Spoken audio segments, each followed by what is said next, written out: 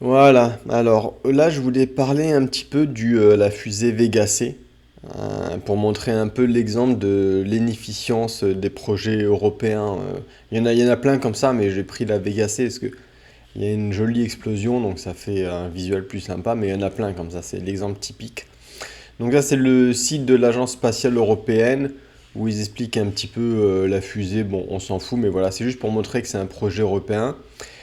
C'est un lanceur, on va dire, petite, moyenne charge et réutilisable par rapport à l'Ariane 6 qui est pour les plus grosses capacités. C'est un peu la réponse aux petites fusées de SpaceX, on va dire.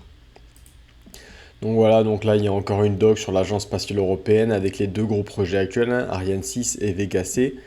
Pourquoi je me focus plus sur Vega C?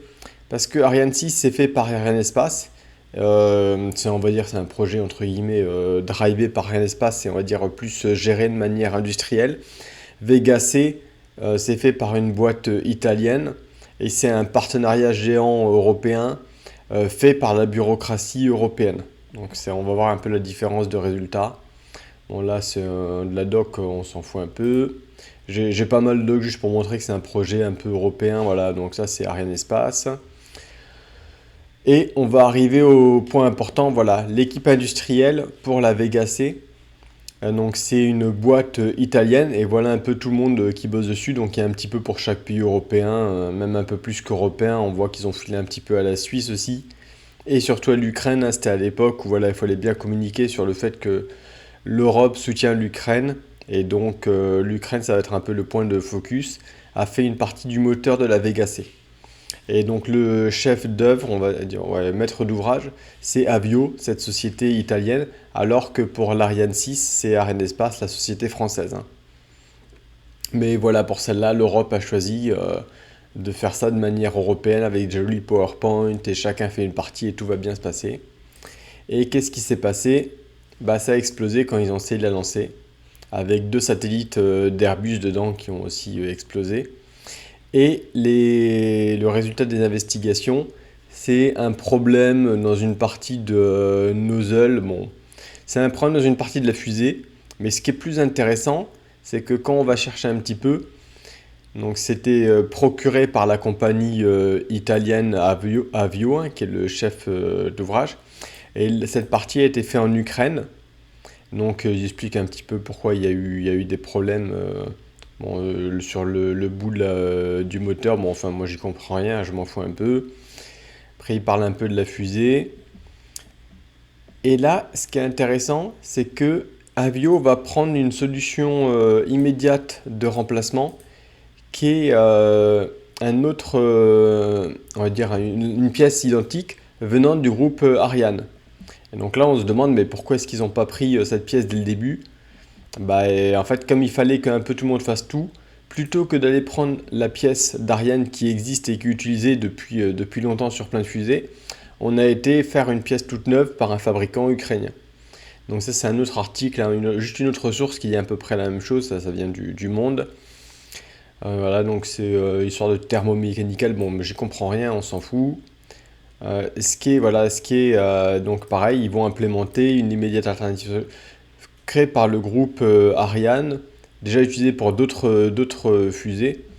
Donc voilà, encore une fois, on en revient à pourquoi est-ce qu'ils ont été prendre cette partie du moteur.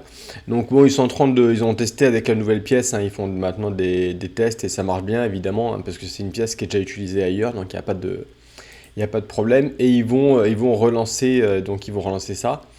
Mais du coup, on se demande quand même pourquoi ne pas avoir pris la pièce dès le début du groupe Ariane, du groupe français, plutôt que de les faire cette pièce toute neuve par des gens qui n'ont pas d'expérience, quoi.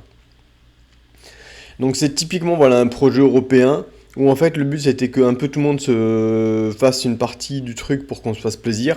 Un peu comme à l'école, tout le monde doit participer, tout le monde colorie un petit morceau du truc et à la fin on assemble et ça donne un joli dessin. Sauf que pour une fusée, bah ça marche pas. Et la seule chose que ça fait, c'est que ça plombe un peu le domaine, on va dire, de l'espace européen. Alors heureusement, il reste hein, la Ariane 6 qui est, elle, gérée par Arianespace. Et donc ça, il n'y a pas de problème. Celle-là, elle vole, elle n'explose pas au début.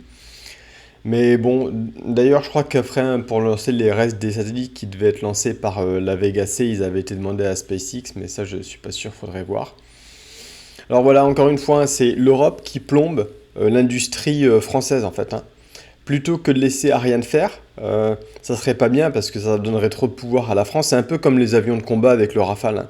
On va interdire aux Européens de simplement aller acheter le Rafale ou de faire la Vega C par Ariane société française. Mais on va couper ça dans 50 petites sociétés et à la fin, quand on met ensemble, ça explose, hein. Alors, ça arrive aussi un peu des fois aux US, hein, on a des problèmes un peu similaires, hein, donc c'est pas que européen.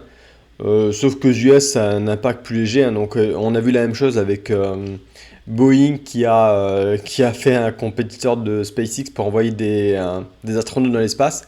Sauf que leur module est à moitié pété, du coup les mecs sont bloqués là-haut depuis quoi, 2 mois peut-être, un truc comme ça. Donc tout ça pareil, c'est le gouvernement encore qui intervient dans le, on va dire dans le free market. Et à la fin, bah voilà, on file du pognon à Boeing, qui est une société qui sait rien foutre. Et du coup, les mecs se retrouvent bloqués dans l'espace plutôt que de laisser SpaceX faire son boulot proprement. Donc ouais, ça fait 50 jours pour les mecs de Boeing. Donc voilà, tout ça c'était pour parler un peu de l'Europe qui détruit les entreprises françaises en faisant ces projets soi-disant européens. Donc il y a un peu pareil, il y avait eu le cloud européen ou alors l'avion de combat européen qui à la fin encore... Bah alors eux ils n'ont pas explosé, ils n'ont juste rien donné du tout. Enfin ils ont donné des meetings à Bruxelles, hein, pour augmenter les... Tout le monde paye des impôts pour que les mecs puissent faire des meetings, aller se faire des bouffes entre eux.